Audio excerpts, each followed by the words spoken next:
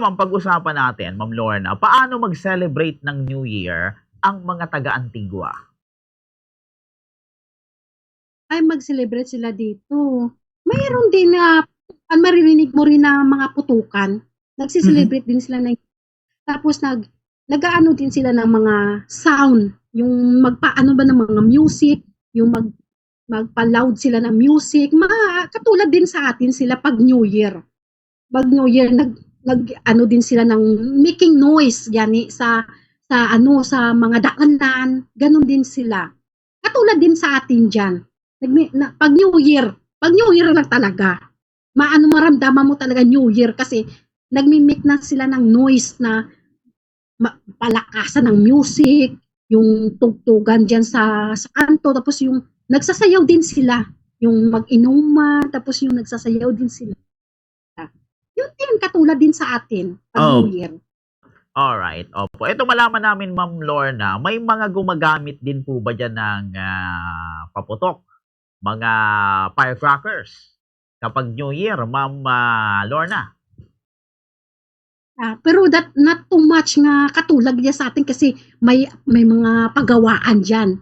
Ay Mm. dito iwan ko parang ini-export pa yung kung saan galing yung putukan na bibili nila at saka dadalhin dito.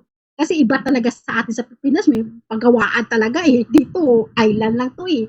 Parang hindi man talaga na ano talaga yung katulad sa atin na mag-New Year, grabe yung putukan, 2 oras, 1 oras o ano yan, sobra pa sa 2 oras yung putukan. Dito kasi hindi masyado kasi ano eh, parang unlimited, ano ba yun?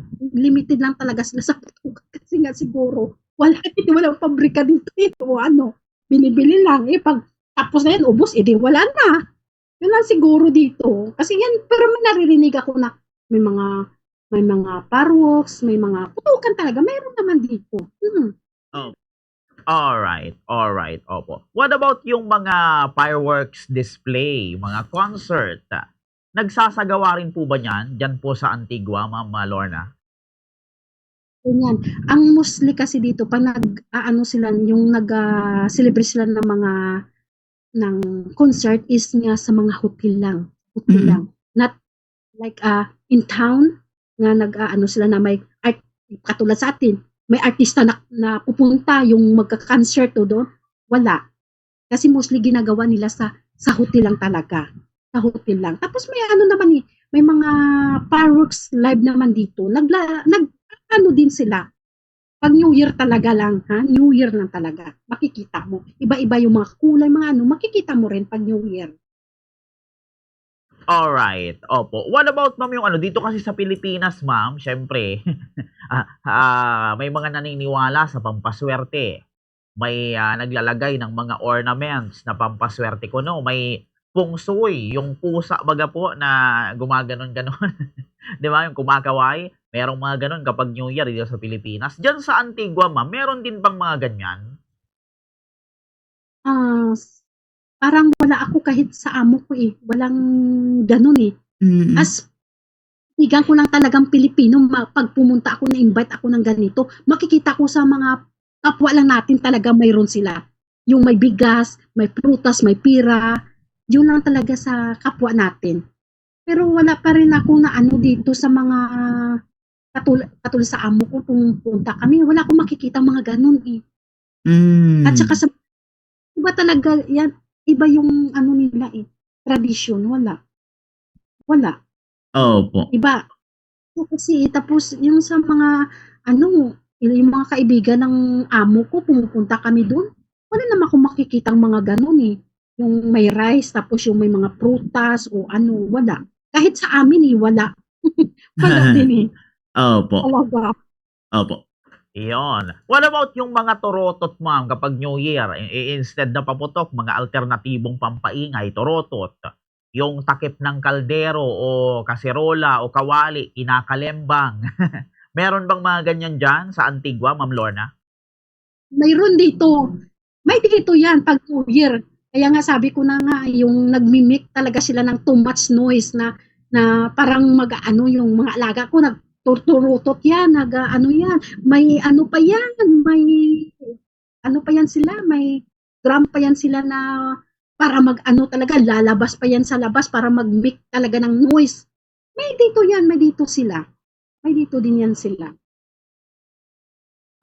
Alright, opo. So, ito ma'am, puntahan po natin yung mga pagkain naman na atin pong inihahanda dyan sa Antigua. Ano-ano ma'am yung mga typical na mga putahe ng pagkain, mga dishes na inihahanda talaga ng mga Antigua kapag New Year? Ma'am, yung hindi talaga nawawala sa pagkainan. And naidagdag kong katanungan ma'am, magarbo ba silang maghanda ma'am or simple lang? Siguro, pa, siguro pag mayaman ka, Mm. siyempre ng marami.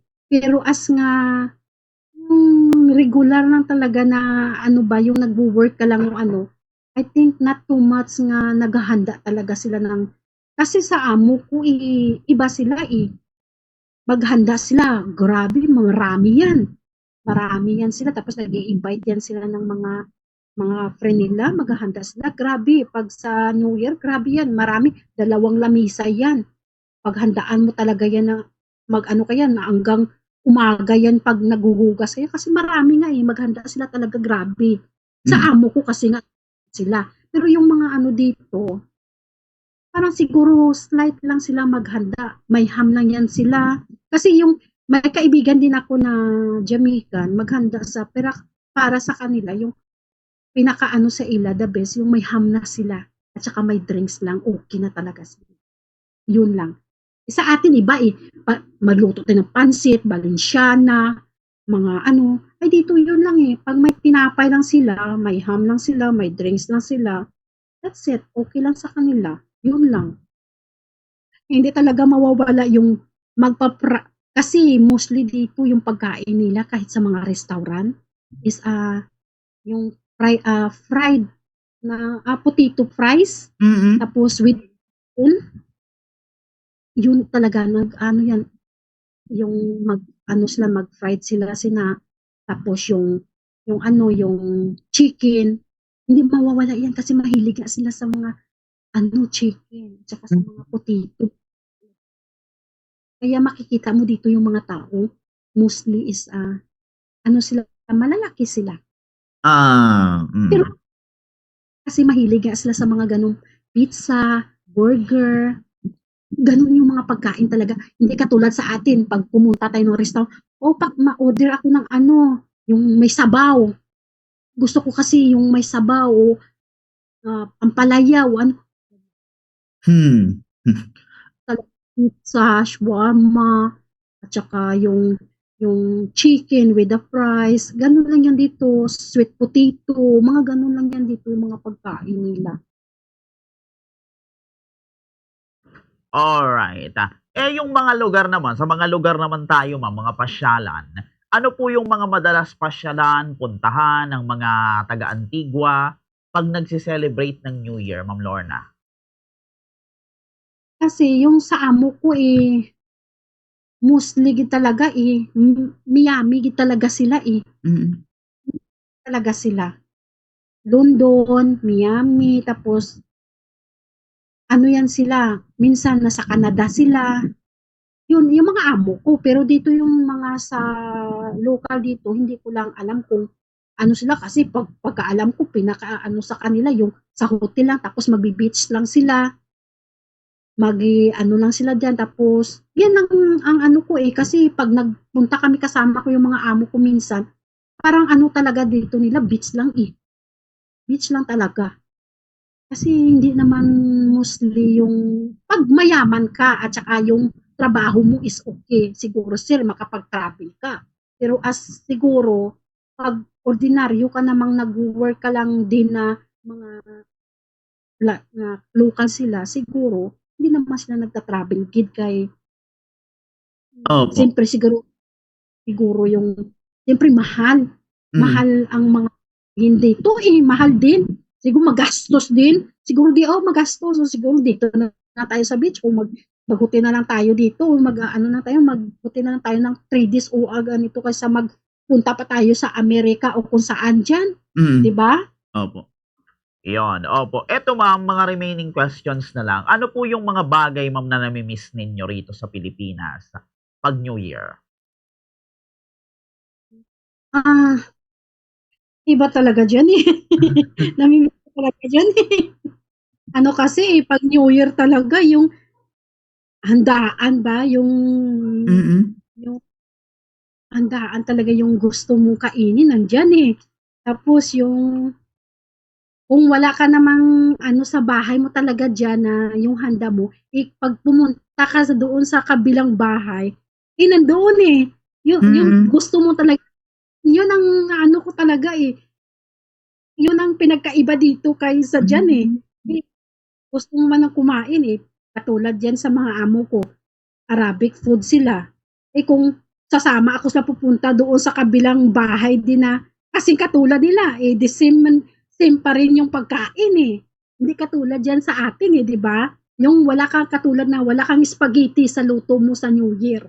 Mm. Eh, doon spaghetti, 'di ba? Kasi gusto mo nga meat, mga gano'n nga pagkain, eh, 'di ba? Makaano ka doon, eh, makapunta ka doon tapos yung nami-miss ko talaga diyan yung mag-ano talaga kayo, eh, yung magsayawan, Mm. yung labas kayo, yung magsayawan kayo ng pamilya mo sa loob ng bahay, magsa-sound ba? Yung enjoy ka talaga ba? Eh, wala dito, eh. Nag-e-enjoy ka lang yung parang as nga okey na lang yung kasama mo yung mga amo mo na kung ano sa kanila, yung parang inaano mo na lang na sa sarili mo na, i-enjoy ko na lang 'to kahit iba ito sa atin diyan, 'di ba? Mm. Yung ano ko na, enjoy ko na lang 'to kahit iba naman yung mga sayaw nila, hindi naman yung sayaw nga katulad sa atin. Kasi iba talaga 'to, eh, pagsasayawan at saka yung mga diskuhan at saka yung happiness talaga diyan iba dito, eh. Iba ding sabi ko, "O sige i-try ko na lang na mag-enjoy ako kasi nami-miss ko rin yung katulad sa Pilipinas, eh, kahit iba yung ano ko dito, eh, sige enjoy ko na lang, eh." Kasi gustuhin na hanapin yung katulad diyan sa atin, eh, iba dito. Yun na nga, eh, yung kung umuwi ako o umuwi tayo ano diyan, eh, diyan natin talaga makakamit yung ang gusto natin man na yung hinahanap talaga natin na iba talaga, 'di ba? Iba talaga yung happiness diyan kaysa dito sa pinagtatrabahuan natin. Mm. Kaya yung iba talaga yan sa atin. Kasi iba dito tradisyon, eh. Iba din ang tradisyon natin, eh. Kaya nami-miss ko talaga mostly yung tradisyon natin kasi as Pilipino, miss ko talaga lahat. Well, what I can do, eh, di makikisabay na rin ako sa mga amo ko kahit parang hindi ko nga kaya, pero tina-try ko talaga na Mm. mag-enjoy talaga as katulad sa atin diyan 'pag New Year, Christmas, try ko talaga. Kahit kami dito, eh, tina-try namin yung mga Pilipino dito, tina-try talaga na inaano talaga ang tradisyonal natin na Christmas party, Independence Day, yung mga damit natin, yung mga kung mag-Independence Day dapat suotin natin yung mga ano talaga natin na mga kasuotan.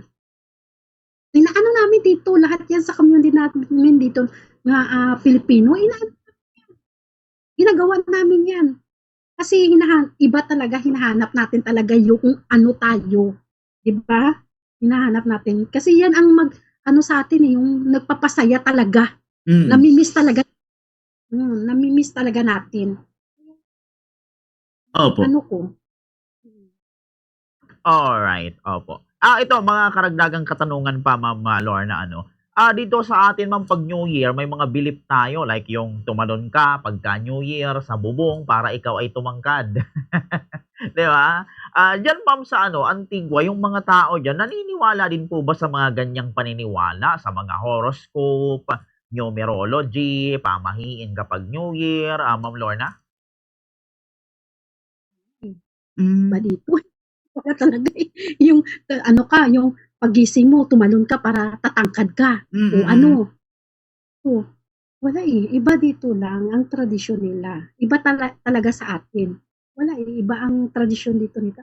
Eh, kasi parang mostly naman nasa isip ko hindi naman talaga 'to o katulad sa atin sa tradisyon natin 'pag New Year tatalon ka kasi tatangkad ka. naman tao dito matangkad. At naman sila dito, at saka malalaki. Wala naman siguro ano to sila kaya nga siguro wala sa traditional nila na ano, may mga hindi naman kataasan, pero mostly dito malalaki ang mga tao sila. Pero believe ako sa kanila, kahit ano silang lahi, mababait talaga sila. Marespeto sila, lalo na sa ating mga Pilipino. Kahit dumapo dyan, kahit anong traffic dyan, sabihin niya na, sige, pass na ma'am, dadaan ka na. Ihinto yan sila. Kasi parang, ano talaga sila sa atin din. Yung parang na-respeto tayong mga Pilipino, kasi nga, sabi nila dito, mababait daw mga Pilipino, mababait daw. Iba talaga yung ugali ng mga Pilipino. Kaya yan, okay sila. Wala akong masabi sa mga bata. Mga ugali nila dito, mababait talaga sila. Bait. Yun lang. Iba, na-miss ko yan nandiyan talaga yan sa atin kaysa dito. Iba talaga yan sa atin talaga. Opo. Alright. Eto, kayo ma'am ng mga Filipino dyan sa Antigua, ano po yung mga gagawin ninyo, mga plano ninyo ngayong darating po na bagong taon? Yung ano dito, yung New Year dito, kasi not all the time I go with my friend, all Filipino friend, they doing something New Year. Hindi naman ako kasi pumupunta talaga sa kanila, pero nagsiselebrate talaga sila ng New Year. Yung katulad din sa atin diyan, yung yung mga ibang Pilipino naghahanap ng puto, yung pambili ng mga paputok. Tapos naghahanap sila ng place doon sila magpaputo. Nagsiselebrate din sila. Tayo, pero yung mga dito, yun lang, nagpaano sila, pero sa mga hotel, sa may mga restaurant, nagpaputok yan sila, mga ganito. Yung katulad sa atin na may sariling bahay tayo, bibili tayo ng fireworks, kung anong klaseng dyan, yung paputok.